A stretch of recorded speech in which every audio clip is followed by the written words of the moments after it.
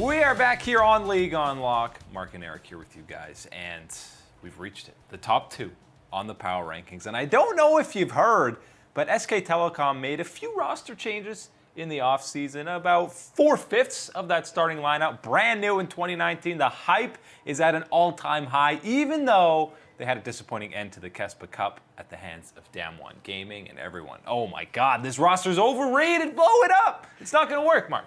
I think it's not going to work. Let's be a little bit calm here. I know that that's strange things for esports, everything being a little bit rational here and waiting for it. But I'm telling you what, this is the SKT All-Star lineup, and they will have to be number 2 in our power rankings heading into 2019 LCK splits. Yeah, they didn't quite get that top spot, and that's just because even coming into Kespa, they'd only actually practiced together for a couple of weeks. And by the way, the spring split's only a couple of weeks after that, so they still haven't had that much time to kind of find their team identity, develop synergy. And like I said, these guys have never played together. No combination of them have played together before, and 4/5 of them are brand new coming into this roster. Faker himself has never seen an overturn that big in one offseason. Well, that's the important thing here is, of course, the mainstay that is staying with SKT, re-signing this year, was Faker, having to take care of business, keeping your golden cash cow in that mid lane. Good job, SKT.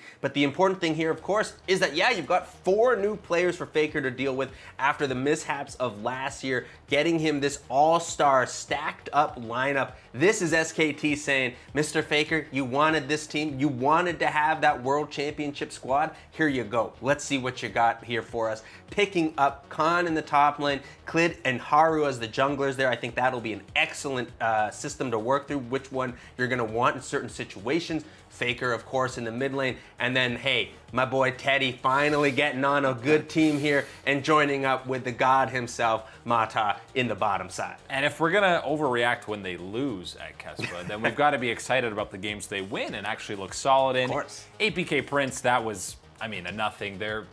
I don't want to say nothing because the challenger scene in Korea is actually quite good and pretty developed. Heck of a lot better than our challenger scene, but let's just say it's still a challenger scene, guys. And one best of, and even though they lost to Damwon, even in Game 3, they were steamrolling that game, probably should have won that game and win it 8 out of 10 times or something like that, except for this big misplay here. But SKT overall looked leaps and bounds better than almost any point throughout all of 2018. Oh, instantly look better than the 2018 version of SKT that we had been seeing here. And I think when you do look at that loss to Damwon Gaming, it's in part, yes, Damwon is for real. They are a team that should be able to contend here in the LCK 2019. But the important thing to really remember here again is just how little time that this squad has played together. Some of these little issues that arise like that and can unfold and unravel into those mistakes that you see in that Game 3 against Damwon Gaming will certainly be ironed out, knowing the practice schedules, knowing the structure that is within the SKT organization.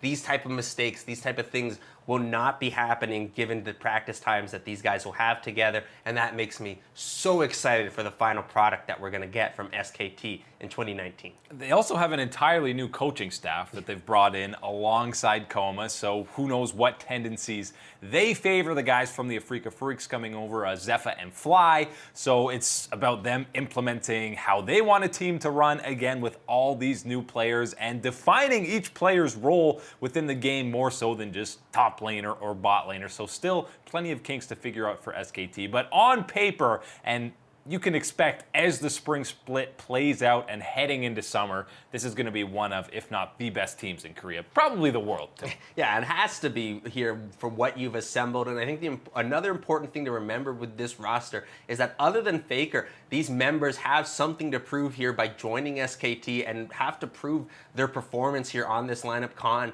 has been probably weaker than we've ever seen him before in the past year. I think he really does need this opportunity to prove himself as that dominating top lane threat here in the LCK, that you got to run through Khan in order to be here in the top side. And I think that'll be important for him. And as well, Klid in the jungle, coming from the LPL, had a fantastic split there, really found that aggression, that dominance, but needs to be able to show it at the LCK level now. people are questioning if he's really up to the task, haven't been watching the LPL quite enough, because if you've seen this guy play last year, you know he's the real deal. Yeah, the two biggest question marks are definitely Con and Clid, because really the other guys have just been so stable throughout their careers. Teddy was carrying Jin Air to wins that they should not have been getting. Faker is Faker, even though, 2018 was probably his worst year we've seen professionally. A lot of that was just that roster. But Clid, you talked about him, he did dominate on JDG, even though those numbers don't really do it justice. And by the way, keep in mind, there's about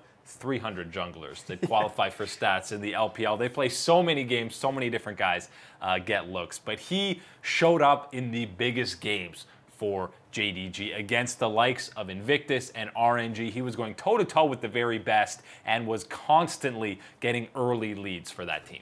Right, and there's so much to the jungler position that is so intense and specific to that role. But when you're talking about junglers here and you're talking about how you're going to get excited for a guy and whether he seems to be the real deal, go and watch these highlights for Clid from the past year. It will pass the eyeball test, no doubt. This guy has the mechanics, he's got the aggression, got the skill here. And again, this is all where it comes down to SKT practicing together, getting that synergy down, because all of these guys more than have the skill to make this the SKT super team that we are hyping it up to be. And he had the benefit of having usually at least going even or winning lanes with the likes of Zoom and Yagao on JDG, while he should have that again with this SKT lineup, maybe even more so if Con can get close to that 2017 version of himself that we saw.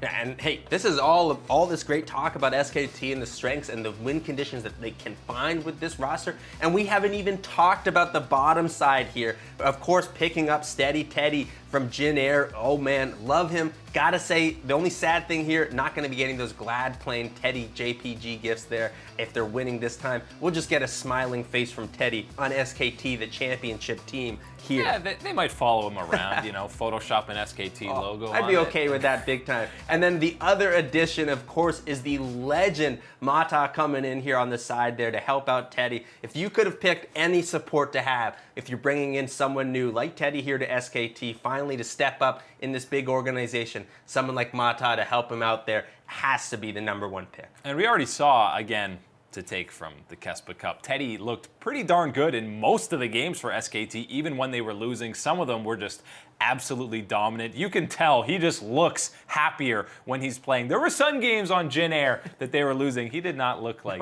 a happy camper, but now he must just feel so wonderful on SKT. It's fantastic, and even on SKT, Mr. Faker is willing to give up, and this is crazy, willing to give up some of that CS to help out Teddy's numbers there. That's how you know Teddy's a real deal carry. What a great teammate, Faker over there. But SKT, a lot of hype. We'll see if they can deliver in 2019.